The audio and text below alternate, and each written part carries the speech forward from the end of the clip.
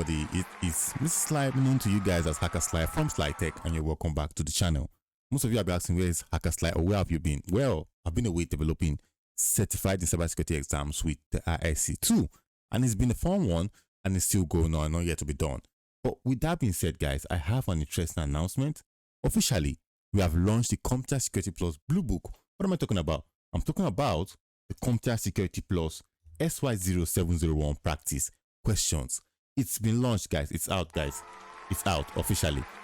Thank you guys so much for your support. And I'm going to put in the link where you can go and download and get a copy. It's for sale, it's not for free. Take note. But with that being said, guys, today I have got an interesting one for you. And we are going to be practicing a couple of questions from the Comptia Security Plus SY0-701. Take note, if you are preparing for SY0-601, which is going to be going out in a few months, no problem, but be careful what materials you use so you don't get things mixed up. But I tell people, if you just want to start practicing right now, go for the SY0-701. With that being said, guys, we're going to be looking into a couple questions from my book, which I'm pleased to say again, and we are going to be answering a few questions. Now, for those of you who are not aware, if you know what my previous video where I talked about the new versus the old, I told you guys this is a comparison of the domains in the 601 versus the 701. Now let's look at here. We can see we have attacks, threats, and vulnerability, and we can see the distribution of how many percent each domain gets. If you look on the right here now, we have the SY0-701 exam domains, and if you look at the titling, you're going to know that there's a bit of a difference. But with that being said, most questions, if they are familiar to you, when you see them, you don't have to worry what domain is this coming from. Rather, the use of domains, like I tell my students, is this. You can use a domain to know how strong you are in that specific domain. So say my own book, for example, is cut across over 5 domains, which I'll show you right here. It's cut across over 5 domains here. And as you can see right here, you will get questions from each and every domains in my book. You get questions from each and every domains, okay? Now, what you can do is test domain 1, see how strong you are, look at your answers, how many did you get? Take domain 2, domain 3, domain 4, domain 5. And then you'll be able to tell yourself, all right, this is what I'm good at, or this is what I am failing at. That way, you can be able to build yourself up. Now, guys, without much ado, I picked out general security, threats and vulnerability, threat vulnerability and mitigations, and security architecture. 22, 12, and 18%. That is where we're going to get our questions from. So if you're ready, get your brains working. We're going to go to our first official question here, guys. So let's just go back into the book, and we are going to be looking at question 3 in the book. I'm not going to start going into what is the Comptia Security Plus, what do you stand to gain, kinikon. But let's look at this question 3 right here. It says, what type of control is a policy or procedure? So is it a directive control? Is it a corrective control? Is it a detective control? Or is it a preventive control? Take your time to think. I'm going to give you the answers in a few seconds.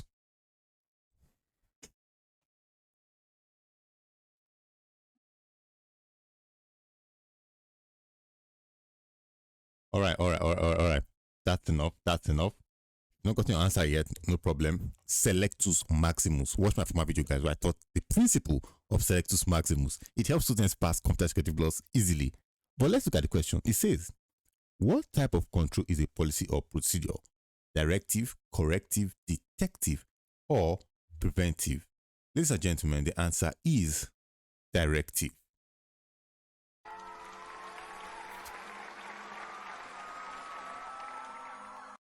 Most of you might not be aware what controls are. Now we have directive control.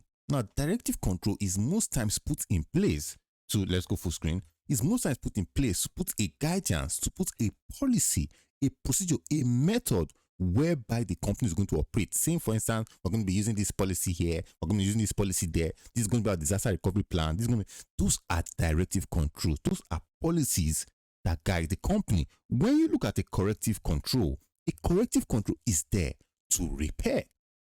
So if they ask us a question that what is this thing coming in to repair after an attack, that is a corrective control. Detective controls are controls put in place to stop things in line before they occur. We can say maybe a company says, okay, we're going to be using the NIPS or NIDS or whatever. They are there to detect certain things. Those controls are there for that. Preventive controls are also most times intertwined with detective. Take note, but for a detective control, something can bypass and can happen to the company. But a preventive control forestalls any occurrence. Forestalls any occurrence. So learn the difference between directive, the policies, corrective, repair, detective, to notice, and preventive, to stop, to not allow. Guys, listen, Comptia Security Plus, one thing I've realized about it is that it's the simplest, babyest, if I can say, method you use to go about answering questions that helps you scale through. Our students are doing 780, 800, and I'm proud to announce that to you. Let's move on to the next domain, threats and vulnerabilities. Okay, we're going to go to the next question here. Question 11. It says, unusual outbound network traffic, geographical irregularities,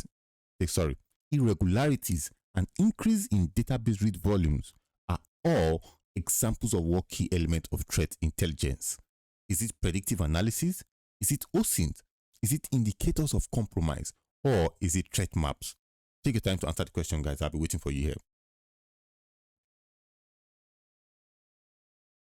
The answer is indicator of compromise. Now, guys, take a look at this question once again. It says unusual outbound network traffic. 1. Geographical irregularities. 2. Increase in database read volumes are example of what threat intelligence. Indicator of compromise. Now, what is indicator of compromise, otherwise known as IOC? It's the signs that as a security administrator you see that tells you something fishy going on. That is what you see that tells you it's about to go down. It's going on right now. Something is being messed around with. And these are things such as, outbound network traffic. One time, I'm going to just say the story. One time I logged into my work email from with a VPN, a private VPN from another location. Now I logged into the VPN, I logged into the email with that VPN there. Then I turned off the VPN and logged in with my normal location. It was a mistake basically, but I could no longer access my email anymore. The next hour, I get a call from the IT system directly. They say, we noticed you first logged in from this country, then you logged in from this country here, and the irregularity, the speed between your being here and being there was outrageously fast. Indications of compromise. So they believe something funny was going on and they had to log me out. Predictive analysis is not it. OSIT, open source intelligence, is not it either. OSIT is how you gather information from publicly available sources. It's not signs of compromise. Threat maps are a large-scale view of attacks going on currently, statistics and all that. It is not an indicator of compromise. So take note, when you start seeing funny things like this going on in your database, when you start seeing funny things going on in your system, that is an indication that you have been compromised. We are going to go on to the last question under the security architecture domain. All right, we are here in question 29. Question 29.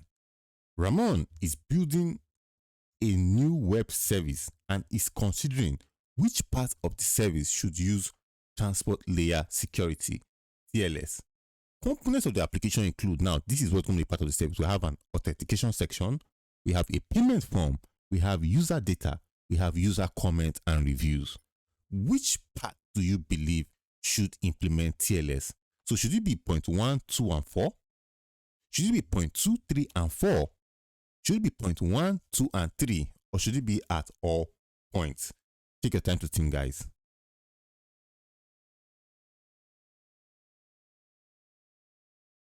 All right, are you done?